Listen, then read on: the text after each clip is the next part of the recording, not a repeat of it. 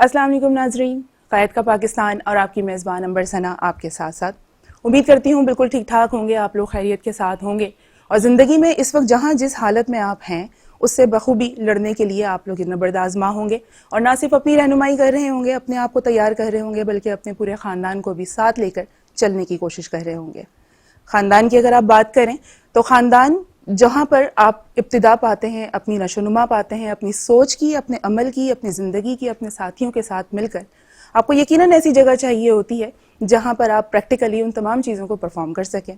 कोई एक ऐसी जगह ज़रूर चाहिए होती है जहाँ पर यकजा होकर बैठें और फिर उसके ऊपर आप इम्प्लीमेंट करना शुरू करें। जब आप इम्प्लीमेंट करना शुरू करते हैं तो आप किसी इदारे की तरफ जाते हैं, किसी प्लेटफॉर्म की तरफ जाते हैं या बुनियाद डालते हैं आप ऐसी तहरीक की जिस तहरीक का ना सिर्फ आप हिस्सा हों बल्कि आपसे जुड़े सारे लोग उससे वाबस्ता हो जाएं। और जब आप एक ऐसी तहरीक की आप बुनियाद डालते हैं जो कि आपकी ज़िंदगी का बुनियादी ना सिर्फ मकसद हो बल्कि आपका नस्बुलैन बन जाए, वो नस्बुलैन जो आपको ता क़यामत तक तहफ़्फ़ुज़ भी दे और आपको अपने फ़ैसले पे किसी भी किस्म की कोई शर्मिंदगी ना हो।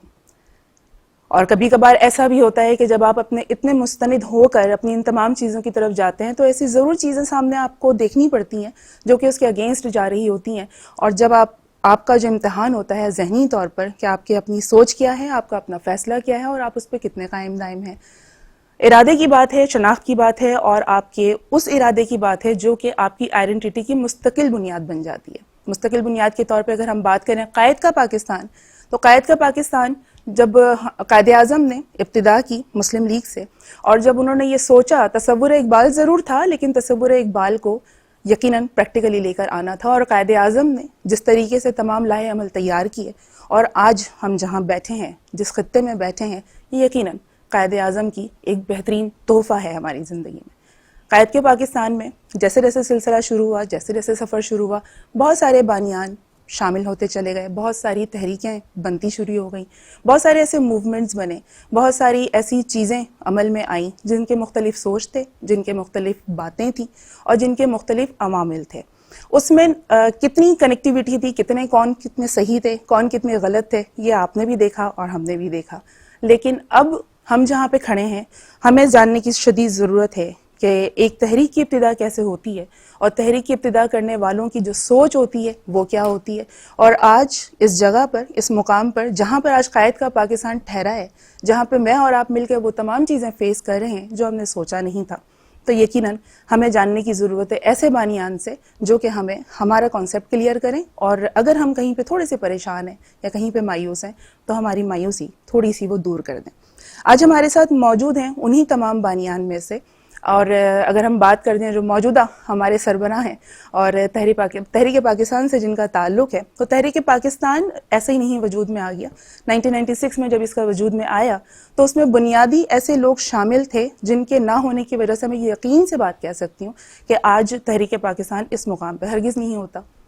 बात करेंगे अमानुल्लाह खान पराचा साहब की, हमारे साथ मौजूद हैं और जैसे जैसे इन्होंने अपनी ज़िंदगी में तरक्की की और तहरीक पाकिस्तान को जो तहरीक दी, उसका जो मकसद सामने लेकर आए, वो सफ़र कैसा था और आज जहाँ जिस मुकाम पर हैं हमें किस तरीके से रहनुमाई कर सकते हैं, हम बात करते हैं। वेलकम करते हैं सर आपको अपने प्रोग्राम में। खैरियत से हैं सर आप? आपकी दुआ बिल्कुल ठीक ठाक। बहुत शुक्रिया आपके चैनल ने आज मुझसे बैठ के बड़े अहम टॉपिक पे गुफ्तगू की।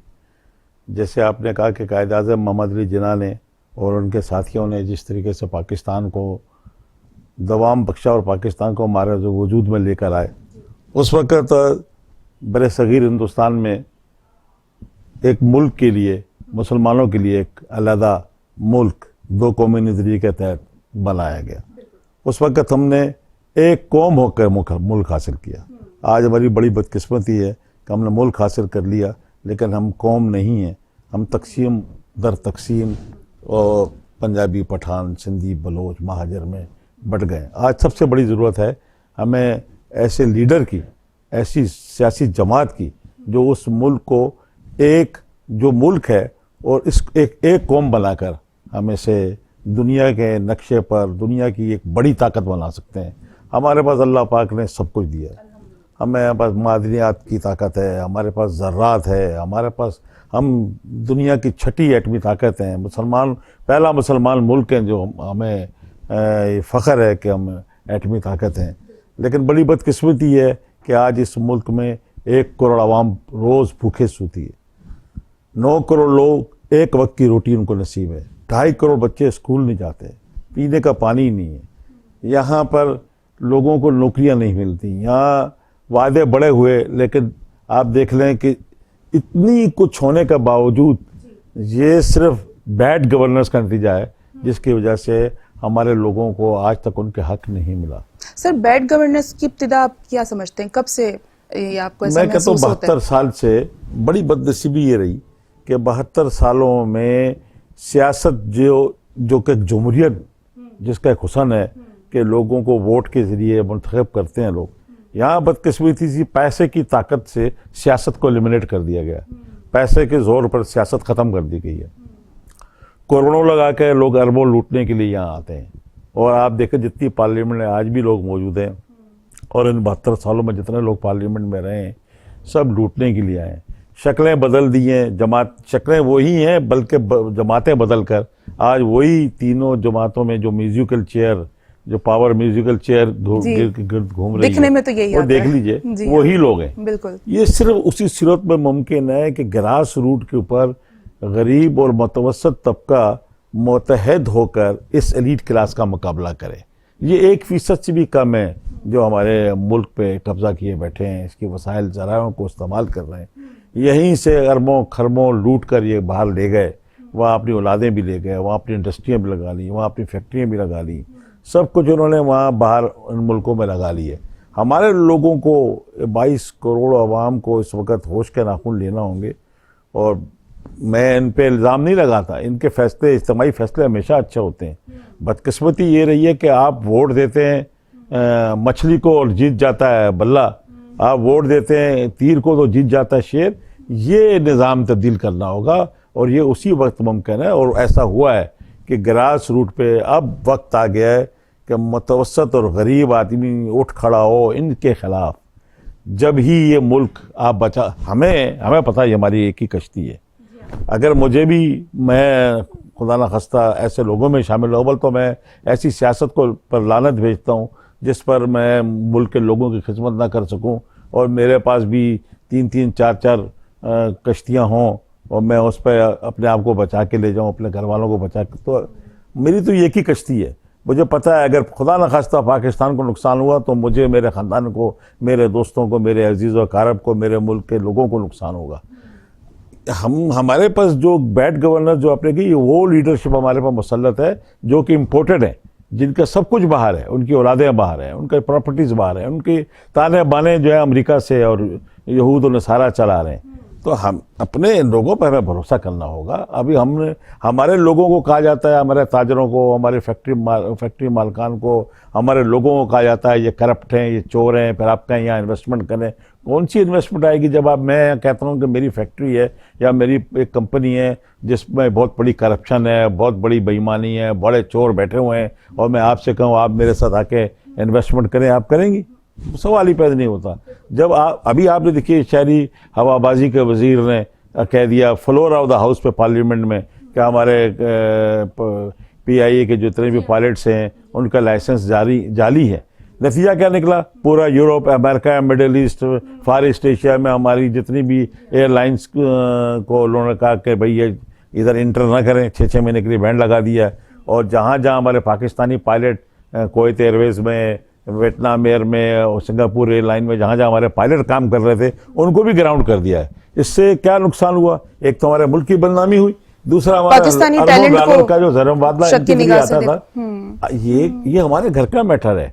अगर हमें कोई ऐसी बात पता लगी भी थी तो हमें नहीं चाहिए कि हम अपने मुल्क की बेइज्जती इस तरीके से करें जिस तरह ये लोग कर रहे हैं। इनको नहीं चाहिए था किस तरह ये बदनाम करते। आज आपने तो कह दिया, हर जगह पायलट भी ग्राउंड लगाया और एयरलाइन को भी। ये वो एयरलाइन है जिसने सिंगापुर एयरलाइन बनाई, जिसने कोरियन एयरलाइन बनाई, जिसने एमिरेट एयरलाइन बनाई, जो आज दुनिया की टॉप की एयरलाइन है, इस एयरलाइन ने बनाया।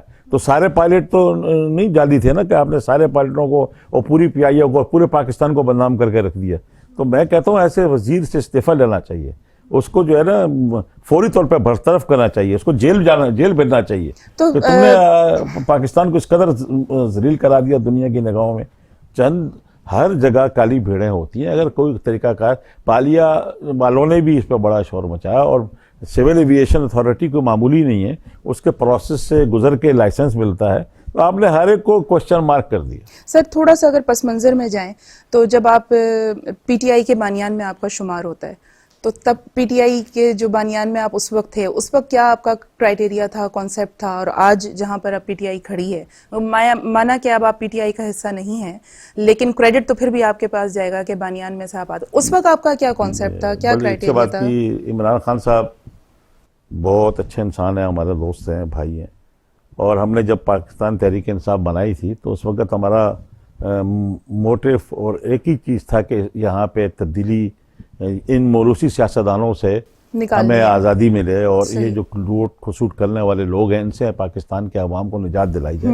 बुनियादी बात ये थी। सही। और यहाँ के लोगों को हुकूक मिले, यहाँ के लोगों को नौकरियाँ मिले, यहाँ के लोगों को मेरिट पे हर चीज़ अवेलेबल हो, हर चीज़ मेरिट पे अवेलेबल हो। इसी बुनियाद पर हमने तहरीक इंसाफ की बुनियाद डाली। बड़ी बदकिस्मती रही कि जूं वक्त गुजरता गया और तहरीक इंसाफ अपने बुनियादी मौक़िफ़ से हटती चली गई, और आज आपने देख लिया कि जो तहरीक इंसाफ में लोग शामिल हुए हैं ये वही किसी ज़माने में ये मुस्लिम लीग नून में थे, मुस्लिम लीग काफ में थे या पीपल्स पार्टी में थे। अब इन लोटों ने, ये लोटे फिर इधर आ गए तहरीक इंसाफ में। ज़ाहिर बात है कि आज जो तहरीक इंसाफ का बुनियादी कारकुन या बानियान लोगों, जो लोग हैं, उनको शदीद अपने तहफ़्फ़ुज़ात हैं और वो पार्टी से हटे हुए हैं। तो अगर इसका ख्याल रख लिया जाता, थोड़ा सा इंतज़ार कर लिया जाता और इक़्तिदार न लिया जाता, तो आप यकीन करें कि ये अवाम की ताकत के सामने मैं समझता हूँ ये हीच है। इतनी बड़ी आप दुनिया में जहाँ भी तहरीकें चली वो अवाम की ताकत से सब कुछ आया। लोगों ने बहुत बड़ी इनकलाब आ जाते हैं, इनकलाब आया था। हमें इनको इंतज़ार करना चाहिए था कि लोटों के ज़रिए ये हुकूमत में नहीं आते।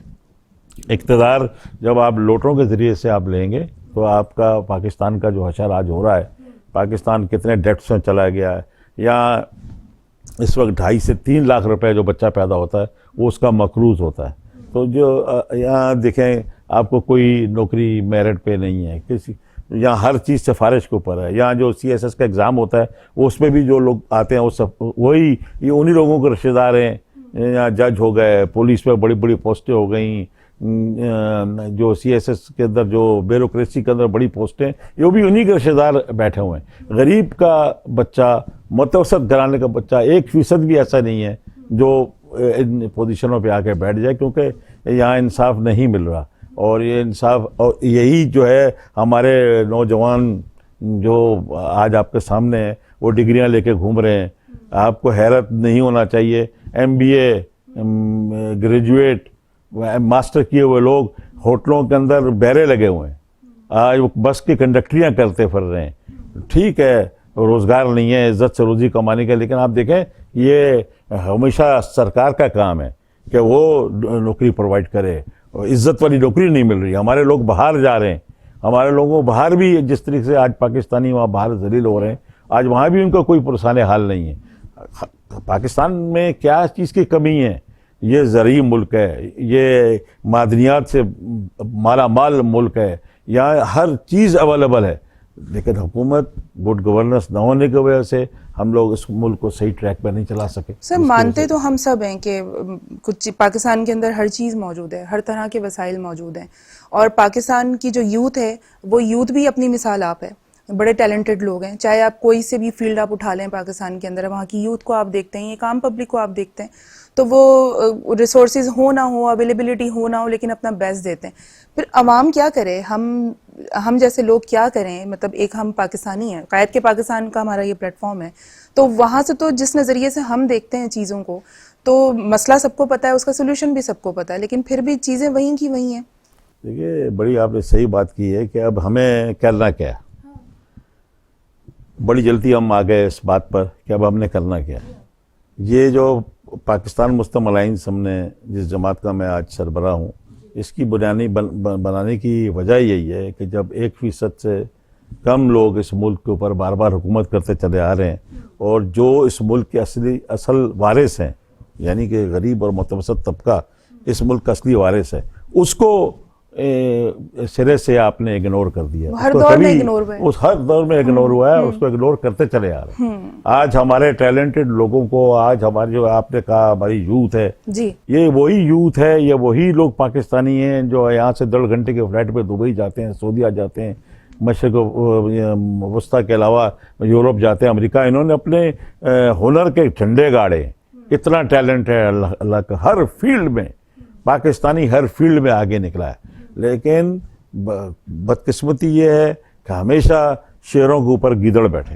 हमारे पास कोई प्रॉपर गवर्नेंस, कोई प्रॉपर कोई ऐसा लीडर नहीं आया जिसने इस मुल्क को, शायद कायद-ए-आज़म मोहम्मद अली जिन्ना रहमतुल्लाह अलैह की अगर ज़िंदगी बड़ी हो जाती तो इसका ये हम ज़रूर, ये वो शख्स थे कायद-ए-आज़म मोहम्मद अली जिन्ना जिन्होंने मुल्क की खातिर कुर्सी की परवाह नहीं की। ऐसे लीडर की तलाश है जो अपने मामलात को ना देखे, कुर्सी की परवाह किए बगैर यूरोप और अमेरिका की ग़ुलामी से निकलने के लिए, हमें IMF और वर्ल्ड बैंक से निजात दिलाने के लिए इस सूदी निज़ाम को ख़त्म करके अपने पैरों पे खड़ा करना होगा। और कोई मुश्किल काम नहीं है। सूदी मैं देखिए निज़ाम- आपको 2-4 चीज़ें समझा। जी अमेरिका जैसा मुल्क, बरतानिया जैसा मुल्क आज इस दौर में उन्होंने 0 रेट ऑफ इंटरेस्ट कर दिया। कहाँ से लिया? कुरान मजीद से लिया। आपके पास ज़ाब्ता अखलाक मौजूद है। आप कहते तो मदीने की रियासत का है, लेकिन एक इंड भी आपने नहीं रखी।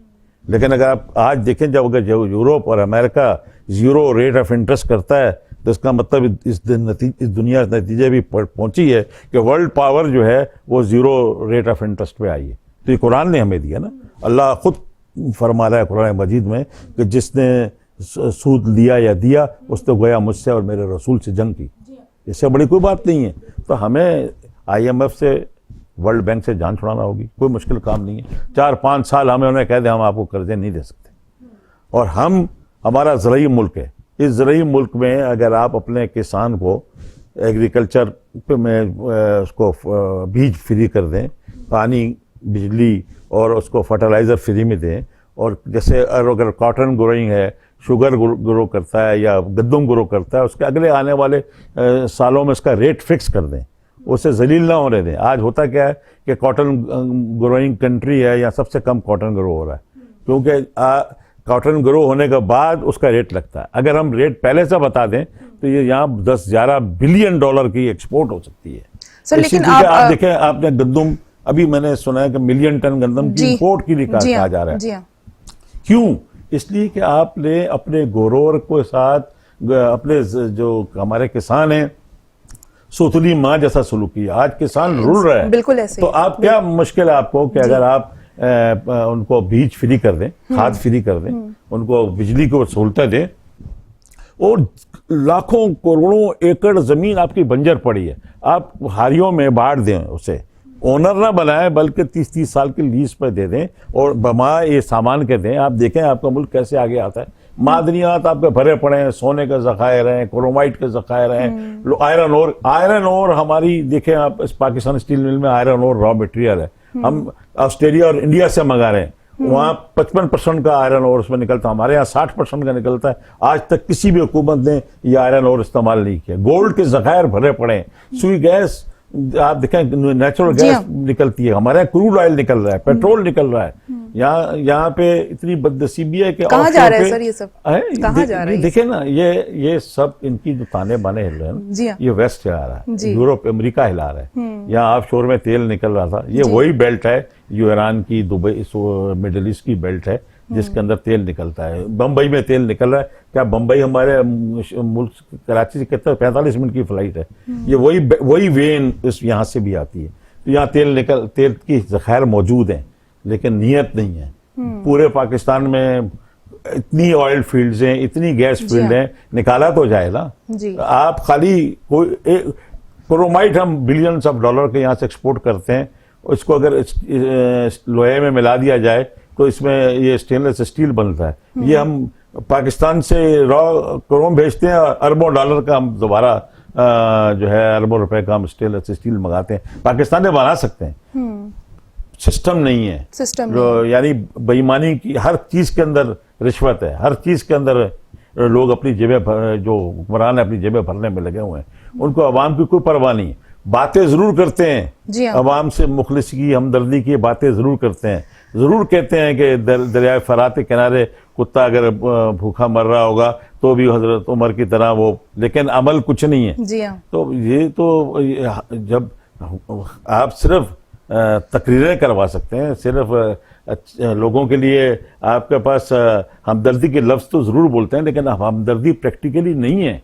कहीं है? मुझे बता दें। लोग भूखे मर रहे हैं, कोई पूछता है? ये क्या हर चीज़ पोलिटिसाइज है? पहले आ गया वो बेनज़ीर का इनकम प्रोग्राम चल पड़ा, एहसास प्रोग्राम चल पड़ा, ये पोलिटिसाइज है। आपको चाहिए, अगर यहाँ कहा जाता है कि SOPs का ख्याल किया जाए कि भाई कोरोना चल रहा है, SOPs हैं, तो कहा जाता है जी आप मास्क लगाएं, सैनिटाइज़र लें, बार बार हाथ धोएं। नहीं कहा ये आपके पास रोटी लोगों के पास, यहाँ मैंने कहा ना 9 करोड़ आदमियों को एक वक्त की रोटी नसीब नहीं है, आप उससे कह रहे हो कि SOPs का ख्याल करो। कहाँ से खरीदेगा? पानी अवेलेबल नहीं है, हाथ कहाँ से धोएगा? कहाँ से वो साबुन लाएगा? कहाँ से वो सैनिटाइज़र लाएगा? हज़ारों रुपए का सैनिटाइज़र मिलता है, आसान है क्या? गरीब आदमी का कहाँ, गरीब आदमी ला सकता है कि 20 रुपए कम से कम मास्क का कहाँ से लाएगा? कमाएगा तो लाएगा। रोजगार होगा। ये हुकूमत का काम है कि वो पहले प्रोवाइड करे। दुनिया में जिन मुल्कों ने कोरोना के साथ मुकाबला किया और वहाँ पे SOPs की हदायत की, तो उन्होंने ये चीज़ें प्रोवाइड की। यहाँ तक कई मुल्क अपने गरीब मुल्कों को, जो गरीब लोगों को, उन्होंने खाने पहुँचाए। अगर आप लॉकडाउन करते हैं, बातें तो बड़ी होती हैं, रेडी वाली का ख्याल है, दुकानदार का ख्याल है, लेकिन उसको दिया क्या आपने? पिछले दिनों कुछ घर मुनहदम किए गए, कुछ चीज़ें इस तरह की भी हुई, कुछ लोगों के रोज़गार ख़त्म किए गए, पूरी जगहें तबाह कर दी गईं। और क्या ये इस तरह से एक्शन लेने से, जो भी आपके जहन में एक चीज़ चल रही है, कोई नहीं कह सकता आपके जहन में क्या चल रहा है, क्योंकि अवाम तो कहीं ना कहीं पे बेचारी गुस्सा भी करती है, नाराज़ भी होती है, परेशान भी होती है, नाराज़गी का इजहार भी करती है, आपस में 4 लोग बैठ के करते हैं। एट दी एंड अवाम तो जाती है, वो रियासत के हुक्मरान के पीछे ही चलना पड़ता है ना सर। अवाम क्या करे फिर? आप बिल्कुल ठीक कह रहे हैं। अभी तक अवाम ने अलमा बगावत बुलंद नहीं किया। जी हाँ। और आप तो अगर वो नहीं, डरे कि जिस दिन आवाम अलामा बगावत बुलंद करेगी, तो उसके सिद्धे बाप भी तो नहीं है। जब भी है नहीं है ना, जब आप एक आदमी, एक गरीब आदमी, किसी भी तरीके से उसने ज़मीन पर अपनी सारी ज़िंदगी की पूंजी लगाकर उसने मकान बना दिया, तो उसको आप अल्टरनेटिव दे देते। आप ज़मीन कितनी पड़ी है, तो आपने ये कहा कि आप लाखों 50 लाख घर बना के देंगे, वही घर आप उसको वह ज़मीन देते, वो खुद अपना घर बना लेता। और अगर, लेकिन आपने बग़ैर प्लानिंग के घरों को मिसमार कर दिया, लोग रोडों पे आ गए। उसके बाद वहाँ औरतें भी थी, बच्चे भी थे, बीमार भी थे, किसी का ख्याल नहीं किया गया। क्योंकि जब आप हुक्मरानी की कुर्सी पे बैठ जाते हैं और जब आप खुद तो AC के कमरों में और आप खुद तो बड़ी बड़ी गाड़ियों में घूमते हैं और आपको दुनिया भर की सारी सहूलतें मौजूद हैं, आपके बच्चों के पास सब कुछ मौजूद है, तो आपको दूसरे का ख्याल ही नहीं है। जब आपको दूसरे का ख्याल होगा तो अपने आपको ये आपके दिल में अगर वाकई हमदर्दी है पाकिस्तानियों के साथ, तो पहले आप इम्प्लीमेंट करें, बातें ना करें। मुझे कोई एक हुक्मरान का नाम बता दें पूरे पाकिस्तान में इस 72 सालों में जिसने पाकिस्तानियों के लिए कुछ किया हो। बातें जरूर की हैं, बड़ी बड़ी बातें की हैं, पाकिस्तानियों को सबज बाग दिखाएं, पाकिस्तानियों ने उन पे एतमाद किया, भरोसा किया, उनकी बात पे एतबार किया। कोई और ऑप्शन नहीं होता सर? नहीं, ये अवाम क्या करे? ऑप्शन क्यों नहीं है? हो कह रहा है कि अवाम ने वोट दिया है, एक को जितवा किसी और को दिया है। सर अवाम को अगर आप ब्यूरोक्रेसी जो है या एस्टेब्लिशमेंट के बलबूते पे जब सियासी जमातों को लाया जाएगा या उनको बैठाया जाएगा, तो उनको पता है कि हमारे ताने बाने को और हिला रहा है। वो फिर उनको पता है कि मुझे अवाम ने मुंतखब नहीं करना। अगर ये पता हो कि अवाम के वोटों का बगैर वो जीत नहीं सकता, तो आप यकीन करें वो आवाम का ख्याल करेगा। अब तो हर बंदा कहीं और कशकोल फैला के जाता है। उसे पता है कि अमेरिका से, सऊदीया से, यहाँ की इस्टेब्लिशमेंट मिलकर उसको लाते हैं या उसको हटाते हैं। तो फिर ये बदनसीबी है पाकिस्तान की, पाकिस्तानियों की। तो उससे बचने का एक ही रास्ता है कि अब आवाम को मुत्तहिद होकर गरीब और मुतवस्सित तबके को अब नहीं तो कभी नहीं वाली बात पे अमल करते हुए पूरी ताकत के साथ बाहर आना होगा। तुर्की में ऐसा हुआ, मिस्र में ऐसा हुआ, इंडिया में ऐसा हुआ, कि आप जब निकलेंगे। माजरत के साथ सर, अवाम को अपना घर भी चलाना है, चूल्हा भी जलाना है, ठीक है। जो इन हालात में 25,000 30,000 बिल आ रहे हैं लोगों के, जो यूजेज नहीं है, कुछ नहीं है, अवाम को वो बिल भी भरने हैं, अदरवाइज वो फिर महरूम हो जाएंगे उन चीज़ों से। अवाम को पानी भी अरेंज करना है, अवाम को अपने बच्चों को पढ़ाना भी है। तो अवाम के पास इतनी हिम्मत, इतनी करेज, इतनी ताकत, इतनी पोटेंशियल कैसे आए कि वो इन मसाइल के सामना करते हुए वो सड़क पे निकल आए? ये मसाइल जो है ये किसके पैदा करते हैं? इन हुक्मरानों को पैदा करते हैं या अवाम के पैदा करते हैं?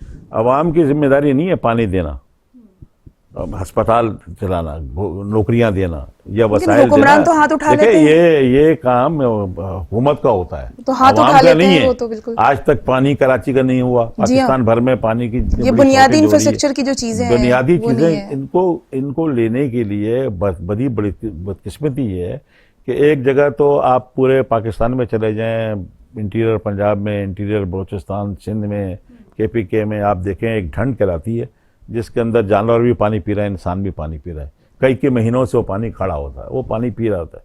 ये सूरत, और कई मिनरल वाटर की बोतलें चल रही हैं, कई इंपोर्टेड वाटर की बोतलें चल रही हैं। ये बिल्कुल दोहरा मेयार है। जी हाँ। यहाँ इंसाफ भी दोहरा मेयार है। अमीर के लिए अलग कानून है, गरीब के लिए अलग कानून है। मुर्गी चोरी करने वाला जो है वो जेल में, अरबों का चोरी करने वाला प्रोटोकॉल के साथ बाहर चला जाता है। ये है ना, दुनिया देख रही है। जब ये गरीब आदमी, इस मुल्क का गरीब आदमी जब ये देखता है, उसका दिल फटता है। जब हमारा नौजवान देखता है, उसका दिल फटता है।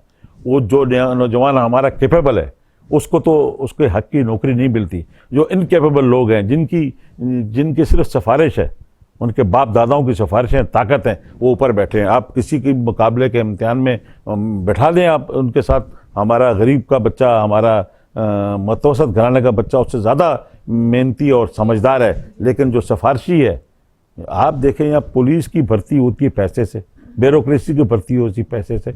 एक SHO लगता है, वो पैसा देकर आता है, ऊपर तक भत्ता चलता है। तो ऐसे मुल्क में, ऐसी जगह पर क्या इंसाफ मिलेगा? जब और बेगुनाहों को आप पकड़ के आपके ये कोई मैं ये बातें कोई छुपी हुई तो नहीं है। अखबार आप देख रहे हैं, सोशल मीडिया आप देख रही हैं, आप TV ड्रामे देखती हैं, सब में ये जुल्म दिखाए जा रहे हैं। ये जुल्म हो रहा है इस मुल्क पे। इस मुल्क पे जुल्म को ख़त्म करने के लिए आवाम को अब खुद निकलना होगा। उनको खुद इंतखाबात लड़ने होंगे। तब्दीली किसको कहते हैं कि बार बार यही लोग हमारे पे हुक्मरानी करते रहे। लोगों को खुद, अब नौजवानों को खुद इंतखाबात लड़ने होंगे, खुद आगे आना होगा। कोई ऊपर से मसीहा नहीं आएगा, खुद मसीहा बनना होगा। और सर, बहुत हो चुका। आपकी मौजूदा जमात जहाँ से भी आपका ताल्लुक है, उसमें उनका क्या कंट्रीब्यूशन हो सकता है अवाम के साथ? देखिए, हमने तो बाकायदा ज़बरदस्त मंशूर है, वेबसाइटों पे आप देख लें, सोशल मीडिया पे देख लें, और मैं भी TV के सैकड़ों हज़ारों प्रोग्रामों में आता रहता हूँ, देखे होंगे। हमने भी बड़े बड़े जलसे जुलूस किए हैं। हम इस नतीजे पहुँचे कि अवाम में बड़ा पोटेंशल है, अवाम बिल्कुल मुखलिस है पाकिस्तान के साथ, और अवाम चलने को तैयार है। और हम इन्हीं को हमने प्लेटफॉर्म मुहैया कर दिया, और हम ऐसे ही लोगों को लेंगे। हम अपनी जमात में किसी ऐसे बंदे को नहीं लेंगे जिसने माजी में पाकिस्तान के साथ वहाँ सियासत, पार्लियामेंट हाउस में पहुँचकर और मिनिस्टर बन के उस मुल्क को लूट रहा है। हम किसी एक ऐसे लोटे को नहीं लेंगे। हम आम आदमी को टिकट देंगे, गरीब आदमी को टिकट देंगे, यूथ को मौका देंगे। तो वो असल मुल्क के वारिस हैं। लोगों के दिमाग में ये बात अच्छी तरह समझ आ चुकी है कि 72 साल में शक्लें बदल के, पार्टियां बदल के इन चोरों लुटेरों ने इस मुल्क को लूटा है। अब ये वक्त आ गया है कि हमें निकलना होगा इनके खिलाफ। एक दफ़ा ये लोग इकट्ठे हो गए और इनको एलिमिनेट कर दिया हमने, इस मुल्क से निकाल के भगा दिया। इंशाल्लाह हम भागने भी नहीं देंगे, इनका बाकायदा एहतसाब करेंगे। एहतसाब कैसे होता है वो हम इनको माजरताना अंदाज में हम एहतसाब नहीं करेंगे, हम सही मायनों में एहतसाब करेंगे। एक दफ़ा एहतसाब करके दिखाएंगे तो दूसरा आइंदा आने वाला शख्स जो है उसको पता होगा कि मैंने अब करप्शन नहीं करनी। पाकिस्तान को बचाने के लिए अब वक्त आ गया है कि हम सब मुत्तहिद होकर और इस मुल्क को बचाएं, वरना बहुत मुश्किल सूरत हाल में है। आधा पाकिस्तान, कायद-ए-आज़म आधा पाकिस्तान हम खो चुके। और पूरे मैंने अभी आपको अर्ज़ की ना कि हम एक कौम नहीं है, हमने सिर्फ इसको एक कौम बनाना है, वो शऊर देना है कि हम एक कौम है। ऐसा नहीं हो कि हमें यानी जितनी भी यहाँ कौमें आबाद हैं, हर एक को शिकायत है कि उसको इंसाफ नहीं मिल रहा। हर एक नारा लगा रहा है कोई सूबे का नारा लगा रहा है, कोई किसी और चीज़ का नारा लगा रहा है। मुल्क में बड़े सूबे बनना चाहिए, क्यों नहीं बने। स्विट्ज़रलैंड कराची से छोटा है उसका इलाका है, 19 सूबे हैं। सूबे बनाने से, लेकिन एडमिनिस्ट्रेशन की बुनियाद पर सूबा, किसानियत की, ज़बान की बुनियाद पर सूबा नहीं होना चाहिए।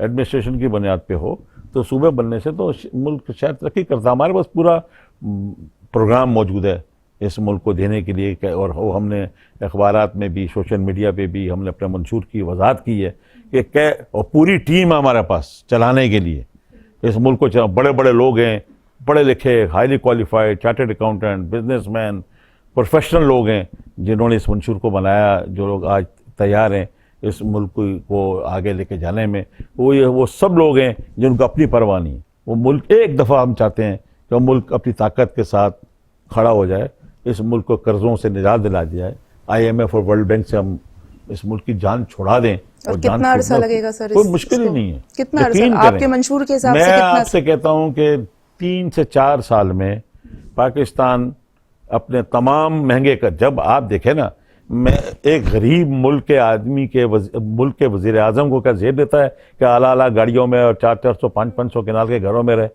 उसके सदर को ये जेब देता है कि वो इतने बड़े बड़े बंगले और कोठियों में रहे। वो एक छोटे से आप SSP को ले लें, एक मिनिस्टर को ले लें, 8-8 गाड़ियों के प्रोटोकॉल उनके पीछे जा रहे हैं। ये होता है दुनिया में, देखें आप, यूरोप में देखें, अमेरिका में देखें। ओबामा ने 8 साल वहाँ पे सदारत की, आज वो किराए के घर में रहता है और वो नौकरी कर रहा है। तो हमारा जो हुक्मरान है वो तो बादशाहों से भी उसकी चाल ढाल उसका देखें, उसका स्टाइल देखें, बादशाह से ही बढ़कर है। यहाँ आप देखें कितने यूरोपीय मुल्क हैं, उनके वज़ीर आज़म सिंगल गाड़ी खुद चला के आते हैं, साइकिल पे आते हैं। जब आपको, क्योंकि वो लोगों के दिल में अपने मुल्क के, कौम के लोगों के लिए हमदर्दी है। हमारे मुल्क, आप बताएं ना, जब कौमियत है ना सर, वहाँ पे कौम इकट्ठी है, कौम इकट्ठी है, वो अपने मुल्क को आगे लेना है। उनको पता है कि हमने, अगर आपने अपने मुल्क को ताकत बख्शनी है तो आपको ये कुर्बानी देना होगी। ये कोई कुर्बानी नहीं है कि आप सीट पर बैठ के और सऊदीया के बादशाह की तरह और दुबई के शहनशाह की तरह आप एक्ट करना शुरू कर दें। तो ये तो हमारे सारे हुक्मरान करते आ रहे हैं। इनका स्टाइल तो देखें, इनके घर तो देखें, इनको किस तरह झुक झुक के लोग इनके मिलते हैं, किस तरह लोग इनके आगे सजदे करते हैं। तो ये हुक्मरानी, ये कौन सी हुक्मरानी है? ये मदीने की या कोई इस्लाम की हुक्मरानी है? इस्लाम इजाजत देता है? इस्लाम के 4 खुलफाए राशिदीन गुजरे हैं, उनकी जिंदगी आपने देखी है। उनके तन पे कपड़े भी सही नहीं होते थे, तो उन्होंने पूरी दुनिया पे फिर हुक्मरानी भी की। तो पाकिस्तान में किस चीज़ की कमी है? पाकिस्तान में कमी है तो सही लीडरशिप की, सही सियासी जमात की, जो मुल्क और आवाम के लिए करे, हुब्बुल करके दिखाए। खुद अपने लिए, अपनी जात के लिए, आप अपने बच्चों के लिए, आप अपने आप को खरबपति अरबपति बना देते। ये नहीं होगा। सिंगापुर की सदर ने कहा, उस 6ठे फ्लोर पे रहती है, कि मैं आप आए, अगर जिसको किसी को आना है मेरे पास आए। उसको लिफ्ट भी नहीं है। हजारों मिसालें मौजूद हैं। आज वो मुल्क तरक्की कर गए। जिन मुल्कों के लीडरों ने अपने मुल्क के वसाइल और जराए को लूटा, आपके सामने है। लीबिया है, नाइजीरिया है, और कई मुल्क हैं, मैं क्या नाम लो, वेनेजुएला है। जिन मुल्कों ने लूटा, जिनके हुक्मरानों ने, उनका हाल बुरा है, बर्बाद हो गया। तो क्या फायदा हुआ? कब्रिस्तान भरे पड़े हैं, उनके नामो निशान भी नहीं रहेगा, कुतबा लगा रहेगा। तो कुछ करने के लिए हमें ज़िंदगी में दिखाना होगा, और ये वक्त है कि हम पाकिस्तान के लिए, पाकिस्तान के अवाम के लिए मुखलिसी के साथ करेंगे तो हम मुल्क बचा लेंगे, करेंगे मुल्क आगे तरक्की कर जाएगा, और मुल्क की बुनियादें इंशाल्लाह मजबूत हो जाएंगी इंशाल्लाह। ये सर, अभी आपने सूबे की बात की, और सूबे कॉन्सेप्शनल जो लोग होते हैं, जो कॉन्सेप्ट रखते हैं, वो यकीनन इसकी डेप्थ भी समझते हैं कि एक सूबे की बात क्यों की जाती है और कब की जाती है। तो अभी अगर हम सूबे की बात करते हैं, अगर हम अपने शहर कराची की बात करें, या वैसे ही एक सूबे की कॉन्सेप्ट की अगर आप बात करें, तो उसकी जो एक ज़रूरत है, उसकी जो एक अहमियत है, वो अपनी जगह अहम है। लेकिन उससे कोई बहुत सारे लोग उसके अगेंस्ट भी हो जाते हैं, बहुत सारे लोग उसके फेवर में भी जा रहे होते हैं। मुश्किल होता है थोड़ा सा उस रास्ते की तरफ जाना कि जो एक न्यूट्रल तरीके से जाए। इस बारे में आप क्या राय देना चाहिए? बहुत अच्छा सवाल किया आपने। देखिए, दुनिया भर में जितने भी ममालिक हैं, उनमें बहुत सारे सूबे बनते हैं। सूबे बनाए जाते हैं एडमिनिस्ट्रेशन की बुनियाद पर। सूबे इस बुनियाद पर ना बनाए जाएं कि लसानियत और कौम परस्ती की बू आती हो। यहाँ पर ख़ास तौर पे देखिए पंजाब के अंदर भी नारा लग रहा है कि सूबे बनने चाहिए। वहाँ दो, मैं क्यों कहता हूँ आप दो क्यों, आप कम से कम 19 सूबे बनाए, पूरे मुल्क के अंदर 19-20 सूबे बनाए। हमने वो एक शेड्यूल दिया है, हमने 19 सूबे दिखाए हैं, पूरे पाकिस्तान के सूबे होने चाहिए। और जितने सूबे होंगे उतना टैक्स कलेक्शन अपना होगा, उतनी अच्छी तरक्की होगी। सूबे कोई मुल्क नहीं है, कोई हुकूमत अलग नहीं हो जाती, बल्कि तरक्की करने के लिए एडमिनिस्ट्रेशन आसानी के साथ हो जाती है कि इस सूबे के ये डिस्ट्रिक्ट है, छोटे छोटे ये सूबा है। सेक्शंस बन जाते हैं। सूबे इस बुनियाद पे यहाँ पे जो माइलेज दिया जा रहा है, सियासी स्कोरिंग की जा रही है। यहाँ पर ख़ास तौर पर सिंध के अंदर सियासी स्कोरिंग कर रहे हैं। यहाँ पे पीपल्स पार्टी है या मुतहदा मूवमेंट है, ये सिर्फ इन्होंने काम तो कुछ नहीं है, परफॉर्मेंस तो कुछ नहीं दी है, लेकिन ये सियासी तौर पे इस सियासत कर रहे हैं। इसके ऊपर लोगों को अवेयरनेस दे देना चाहिए कि सूबा इस बुनियाद पे बना रहे हैं कि जनाब यहाँ पे तरक्की होगी, यहाँ पानी का निज़ाम सीधा होगा, यहाँ स्कूल का निज़ाम सीधा होगा, यहाँ सड़कों के जाल बिछेंगे, यहाँ स्कूल बनेंगे, यहाँ पे खेल के मैदान बनेंगे। ये है सूबा का काम। मीठे पानी के यहाँ पे प्लांट्स लगेंगे, डिसलिनेशन प्लांट लगेंगे। ये है निज़ाम सूबे का। एडमिनिस्ट्रेशन आसानी से होगी, इलाके की वहाँ के सूबे की अदालतें होंगी। ये निज़ाम है और पुलिस का निज़ाम कंट्रोल में होगा, जराइम कम होंगे। लेकिन अगर आप उसको कहते हैं कि हम जी जनाब कराची सूबा या हम फलां कराची वाले करें, हम सूबा लेकर रहेंगे और उधर से नारा लेगा सूबा बनने नहीं देंगे, तो ये लड़ाई करके सियासत की जा रही है। यहाँ आवाम को अवेयरनेस नहीं दी जा रही कि सूबे के मायने क्या हैं। आवाम जानती है, लेकिन ये जानबूझकर ऐसे सियासी हथकंडे इस्तेमाल कर रहे हैं जिससे लोगों में नफरतें पैदा हो रही हैं। यहाँ पे भी सियासी मफाद ही है। सियासी मफाद है ना। आप यहाँ अगर आवाज लगा रही है MQM, तो ये इसने कौन सा MQM 30 साल से हुकूमत में है, डायरेक्टली हुकूमत में है, कौन सी तरक्की किया उसने कराची और हैदराबाद में, कौन सी दूध की नहरें बहा दी हैं यहाँ पर। जो कुछ भी किया या तो मरकज ने आके किया या सिंध की गवर्नमेंट ने किया। तो काम करना चाहिए ना। इसी तरह से सिंधियों के अंदर भी ये चीज इन्होंने नफरत फैलाई है कि भाई कोई मकसद नहीं है सूबे पूरे पंजाब में, KPK में, बलूचिस्तान में, सिंध के अंदर हों, एडमिनिस्ट्रेटिव बुनियाद पे आवाम को अवेयरनेस दे के आवाम में भाईचारगी की फजा कायम करके हमने एक कौम बनना है।